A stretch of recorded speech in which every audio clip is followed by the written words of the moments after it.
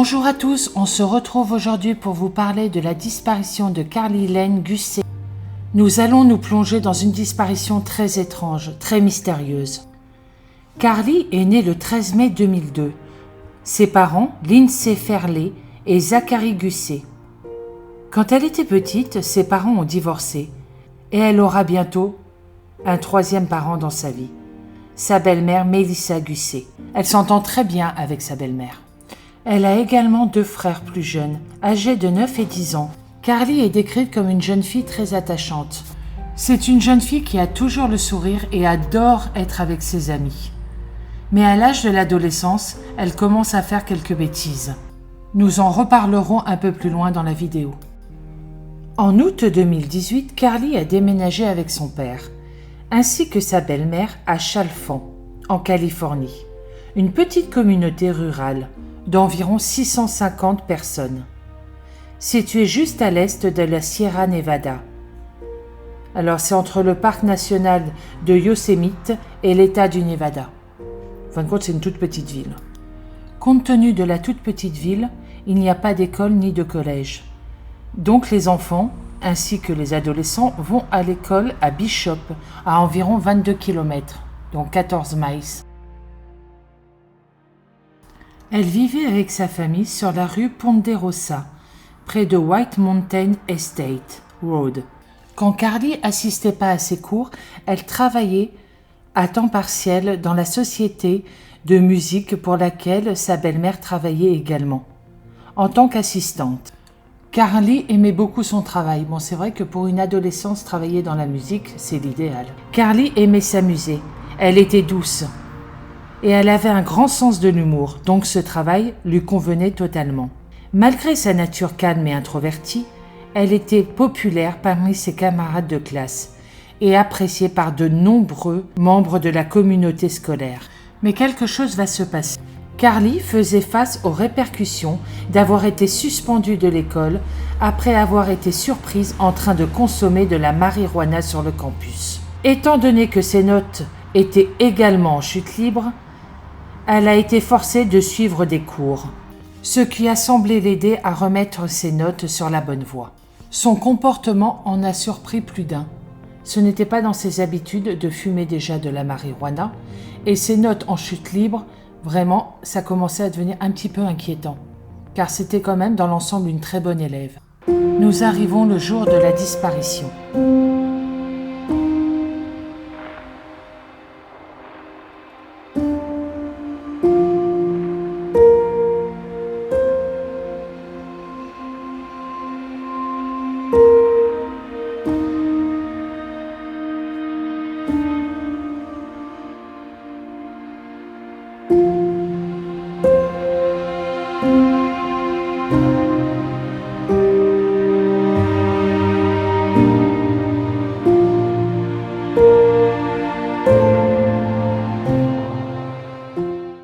Dans les jours qui ont précédé sa disparition, quelque chose d'étrange s'est passé.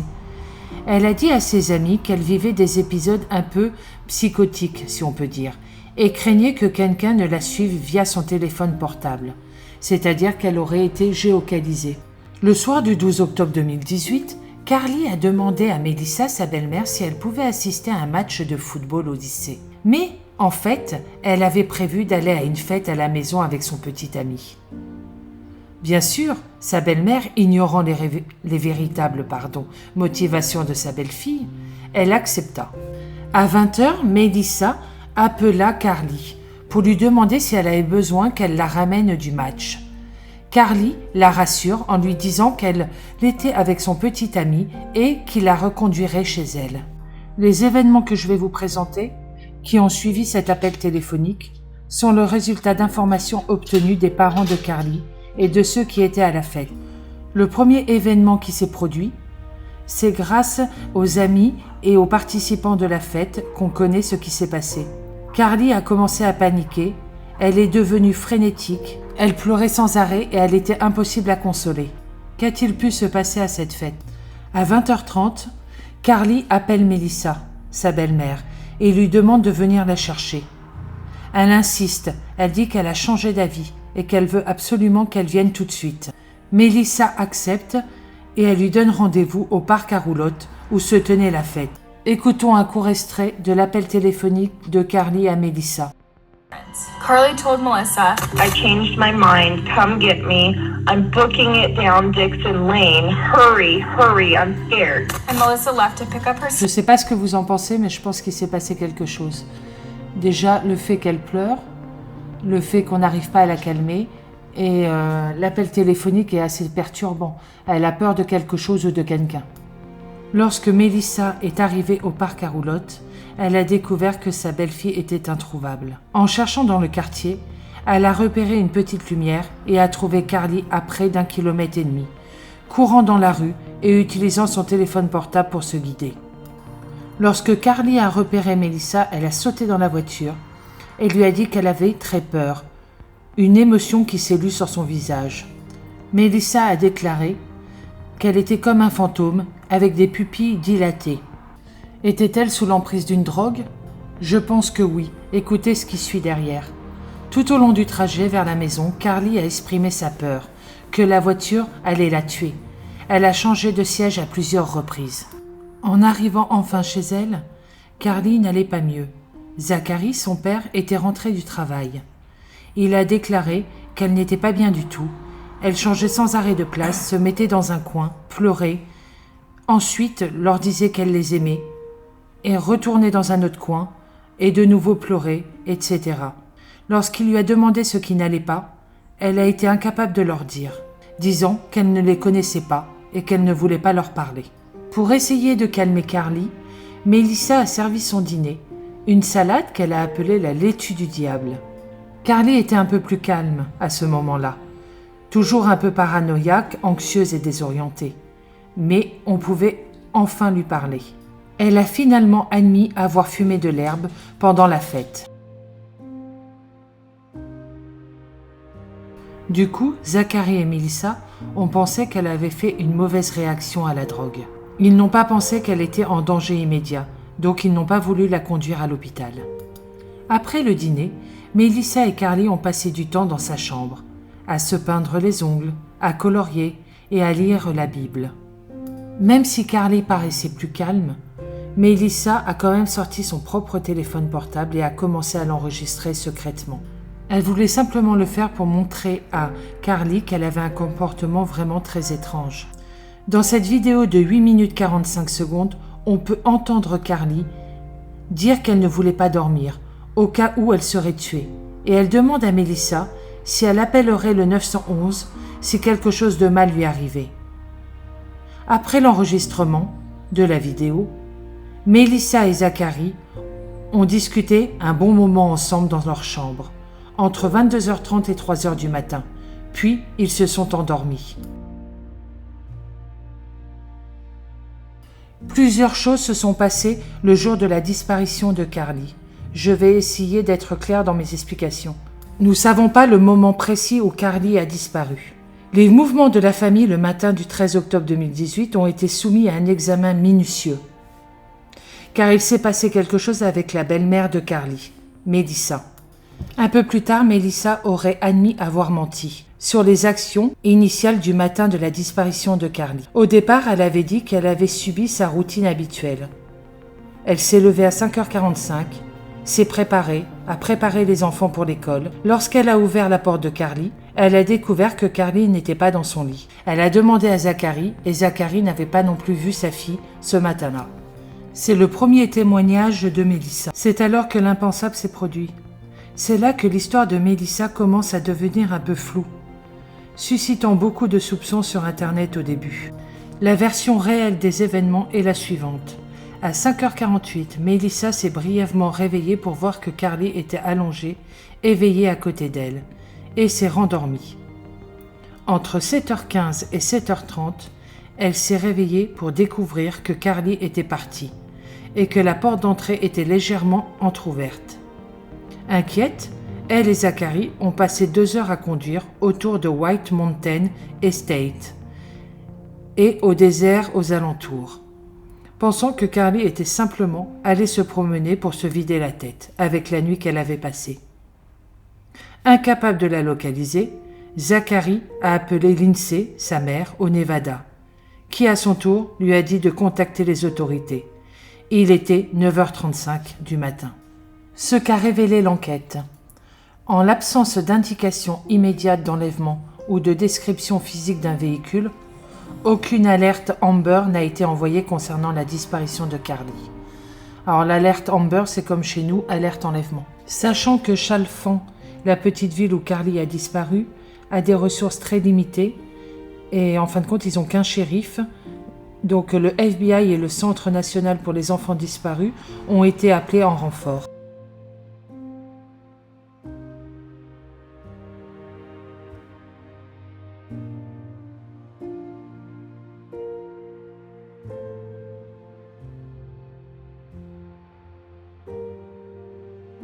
Lorsque les enquêteurs ont perquisitionné la maison de Carly, ils n'ont trouvé aucune indication d'effraction.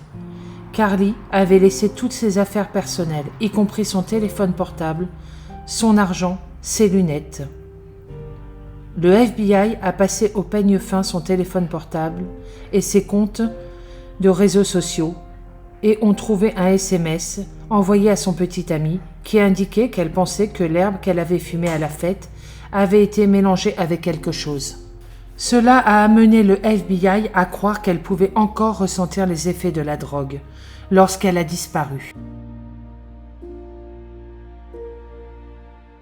Beaucoup de recherches ont été entreprises, mais à ce jour, malheureusement, rien n'a été trouvé. Une battue a même été organisée. Plusieurs témoins se sont manifestés.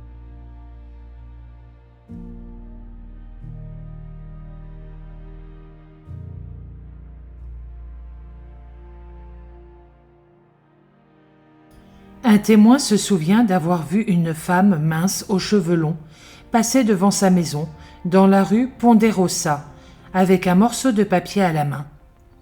Un autre voisin qui habite dans la rue White Mountain Estate Road, à l'ouest de la rue Ponderosa, a affirmé avoir vu Carly pendant cette période, également avec un papier à la main.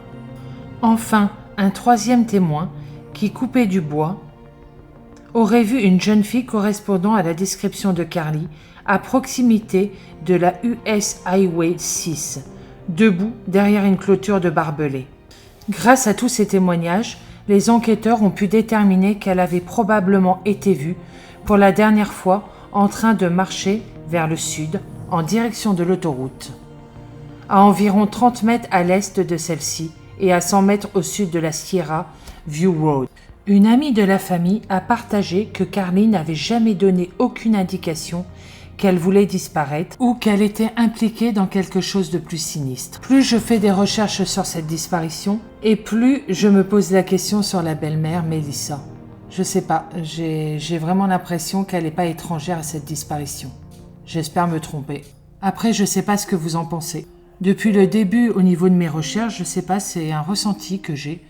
Donc après, je peux pas vous dire pourquoi. Donc je sais pas ce que vous en pensez, mais vous pouvez me le dire dans les commentaires. Un autre témoin aurait vu Carly sur un chemin de randonnée pendant qu'il faisait du cross en moto. Ils étaient un groupe d'amis qui faisaient du cross en moto et ils ont aperçu une jeune fille marcher seule dans le chemin, un peu désorientée. Ils ont réussi à prendre une photo. Malgré mes recherches, je ne peux pas vous dire si ce témoignage est fondé ou pas. Beaucoup d'observations de Carly ont été signalées en Californie et au Nevada, mais aucune d'entre elles ne s'est avérée être elle. Les théories qui ont circulé. La première théorie, fournie par l'INSEE et de nombreux détectives en ligne, est que Carly est décédée des suites d'une overdose de drogue. Beaucoup pensent qu'elle n'est jamais sortie de la maison vivante, et certains ont noté que le comportement erratique de Carly ne pouvait pas être uniquement dû au fait qu'elle avait fumé de l'herbe. Tout le monde pense qu'elle avait malheureusement pris de la drogue plus dure, comme du LSD, ce qui expliquerait son comportement et ses pensées étranges la nuit de sa disparition.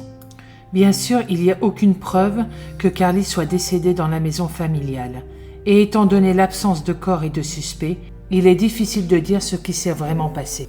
Deuxième théorie, le trafic d'êtres humains. Une théorie assez populaire dans l'affaire. Melissa et Zachary pensent que Carly a été kidnappée, très probablement alors qu'elle marchait le long de la route 6. Lors d'une entrevue avec la famille Gusset, le Dr Phil a émis l'hypothèse qu'elle aurait pu être ramassée par des trafiquants d'êtres humains alors qu'elle marchait le long de l'autoroute. Ce qui signifie qu'il est possible qu'elle soit encore en vie, mais forcée de se prostituer. Autre théorie, et la dernière, tout au long de l'enquête, la famille a fait l'objet de commentaires cruels de la part de ceux en ligne qui pensent que Melissa et Zachary ont quelque chose à voir avec la disparition. Bon, je ne dis rien parce que c'est vrai que j'ai eu de forts doutes sur Melissa moi-même. C'est pour ça que j'arrête là. Je ne dirai pas ce que je pense. Je peux pas me permettre d'accuser quelqu'un sans preuve. C'est simplement ce que je pense, donc je vais le garder pour moi. Mais par contre, rien ne vous empêche dans les commentaires de me dire ce que vous pensez de cette disparition, parce qu'elle reste quand même très étrange.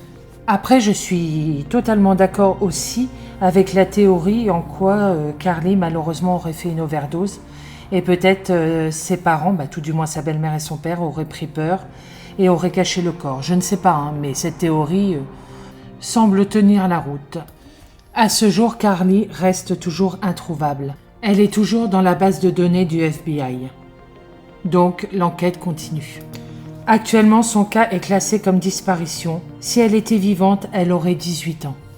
La mère de Carly a déclaré qu'il ne se passait pas un jour sans qu'elle se souvienne de sa fille.